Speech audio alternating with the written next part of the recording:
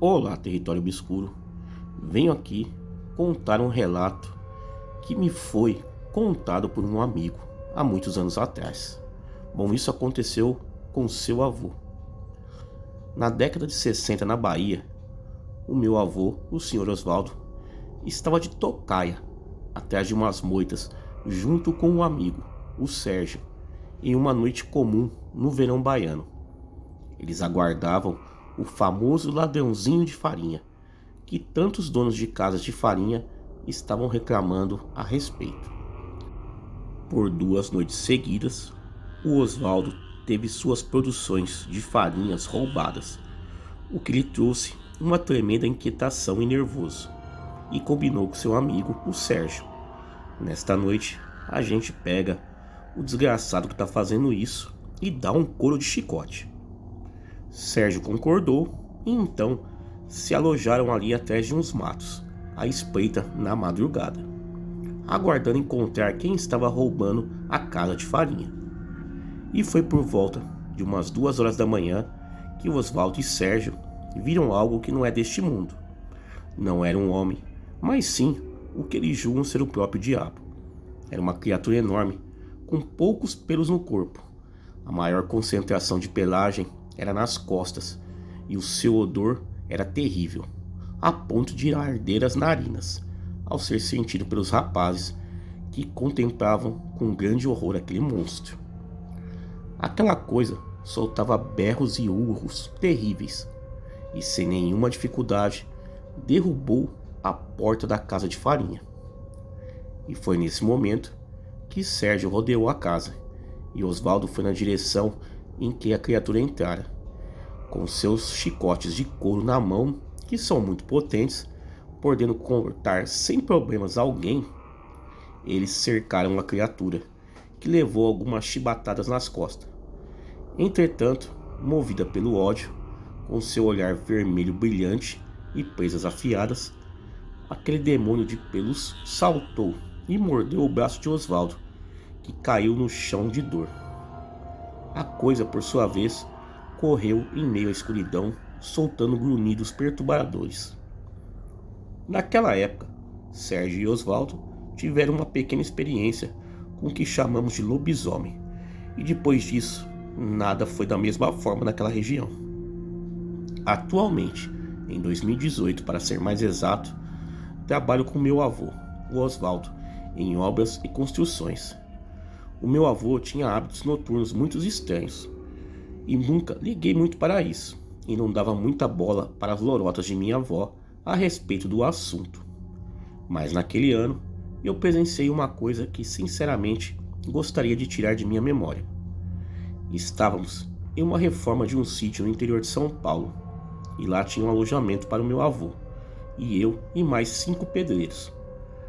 Após um longo dia de trabalho, senti que meu avô estava estranho e muito aéreo. Estava distraído e se perdia fácil nos assuntos. Achei estranho, mas entendi que ele estava cansado apenas, e também por causa da idade já bem avançada. Tomei um banho, jantamos juntos e fomos dormir. Acordei de madrugada, sentindo algo muito ruim, uma atmosfera pesada que me tirava o ar. Quando levantei da cama, eu percebi que meu avô não estava no quarto. Procurei de cômodo em cômodo e não o achei. Quando eu fui lá fora ver se ele estaria fumando, bem na metade do caminho, eu já comecei a sentir náuseas com um cheiro de podre, semelhante a carniça, e misturado parece com um cheiro de enxofre. E um som de roncado vinha forte do lado de fora. Percebi que a porta estava trancada do lado de fora. Abri uma brecha na janela para ver se encontrava meu avô, e o que eu vi me deixou pálido, com a boca seca, sem ao menos conseguir respirar. O que tinha ali parecia um grande cavalo muito magro, com pelos apenas na região das costas e cabeça. Se assemelhava muito a um cão. Um cavalo? Um ser humano? Não sei. O meu cérebro não conseguia formular algo concreto. Só sei que parecia uma mistura de tudo e era diabólico e medonho. Vi as roupas do meu avô na cadeira de balanço que ficava lá fora e desconfiei. Aquela coisa não me viu. Bom, pelo menos eu acho que não, pois ficava apenas encarando para o mato, uma parte escura que tinha lá nesse sítio. Devido a isso, eu não consegui ver muito bem o rosto. Naqueles poucos segundos que pareciam séculos, o odor apenas aumentava e as minhas narinas queimavam muito devido a isso. Fechei a janela com muito pavor e corri para minha cama. E lá fiquei até o amanhecer, ouvindo a madrugada toda aquela coisa correndo ao redor da casa onde trabalhávamos. No outro dia cedo, umas 6h40 da manhã mais ou menos, eu encontro meu avô voltando todo molhado e com um sorriso todo sem graça. Tu foi aonde, vô? Eu tava te procurando, perguntei engolindo seco. Ah, fui tomar um banho de rio. Tem um muito bom aqui perto do sítio, ele respondeu dando de ombros. Eu não toquei em assunto de nada com ele sobre o que vi, mas no fundo eu sei que ele sabia que eu ouvi naquela noite. Agora tudo fazia sentido. O meu avô pegou a maldição de outro lobisomem que passara isso para ele através da mordida na Bahia. Hoje ele já não está mais entre nós e descansa em sua terra natal, num cemitério na Bahia, deixando muitas histórias e mistérios para trás. Mas minha avó sempre dizia: teu avô era bicho depois que foi mordido por aquela criatura e nunca mais foi o mesmo. Ele morreu e decidiu não deixar essa maldição como herança para ninguém. Por isso, sempre preferiu adotar seus filhos. Bom, essa é uma história real. Acredite, eles são reais e podem estar na vizinhança, no trabalho ou até mesmo em nossa família. Bom, esse é o relato que meu amigo me contou. Obrigado aí por narrar em seu canal. Tá aí, galera, vamos aí a um segundo relato. Olá, Território Obscuro. Vou contar aqui um relato que eu ouvi de um senhor pelo nome de Bento. Esse senhor era franzino, magrinho, mas muito lúcido e me contou algo que fez meus cabelos ficarem em pé. Ele me falou que quando moleque gostava de explorar a mata com seus amigos e gostava de ouvir histórias que o povo contava. Durante o dia, eles andaram mais que notícias ruins para tudo quanto é lado, mas quando chegou a noite, sentaram junto à roda de adultos para ouvir histórias e relatos. Nessa noite, o povo começou a falar de uma certa criatura negra de olhos vermelhos com a aparência de um homem misturado com cachorro. Imagine, a molecada começou a rir. Eles achavam que era conversa para pôr medo e não acreditaram em nada. E em seguida, todos foram dormir imaginando o que iriam fazer, onde iriam explorar, já que podiam desbravar essa mata que ficava na propriedade do seu avô. Encheram uma sacolinha com comida e água. Ele, Bento e mais 2 amigos foram aproveitar o dia. Andando a pé numa trilha de mata, eles sentiram um cheiro horrível. Sangue podre, carniça. Um cheiro muito ruim mesmo. Mas não tinham achado nada. E conversando entre eles, repararam que o capim estava muito amassado, como se tivesse passado algo pesado por ali. Os garotos ficaram curiosos e continuaram mata dentro, até que a hora foi passando e eles nem sabiam mais como voltar. Mas eles continuaram a sentir o cheiro de podre e queriam saber o que era. Até que avistaram um cavalo todo estrupiado, com a garganta dilacerada e coberto de mordidas gigantes. Faltava as patas traseiras. Pensa no medo que ficaram na hora. Estavam num caminho que se perderam e ficavam pensando em que bicho que fez aquilo. E o pior, começou a escurecer e eles não achavam a trilha de volta. Aí um deles começou a chorar lembrando do relato que ouviram na noite anterior. O Bento ficou bravo e falou para ele parar de chorar e vamos tentar voltar por onde nós viemos. E nada de achar a trilha. Até que ouviram um uivo acompanhado de rosnado e um cheiro horrível de carniça. Começaram a correr tentando achar a trilha, mas parece que quanto mais corria, aquele bicho parecia estar mais perto. Bento começou a invocar a Deus e prometeu nunca mais fazer o que tinha feito, que era rir dos adultos na noite anterior. Os três subiram em uma árvore e lá começaram a chorar. E de repente, aquilo apareceu e começou a rodear a árvore, arrastando aquele cavalo podre e olhando para eles. Começou a devorar o que restava do cavalo e a babar. Pensa no medo que eles estavam, paralisados. E esse ser começou a tentar subir e eles começaram a gritar socorro para ver se alguém ouvia. Até que alguém deu um tiro naquela criatura. Era os pais deles, que estavam desesperados à procura, imaginando o pior. Mas graças a Deus, eles chegaram na hora certa. Bento hoje, com 79 anos, e seus amigos nunca mais duvidaram das histórias dos adultos e da existência do lobisomem. Bom, esse é o relato que esse senhor me contou. Imagino ser verdade, pois ele parece ser uma pessoa muito séria e não teria o porquê inventar isso. Tá aí, galera, vamos aí a um terceiro relato.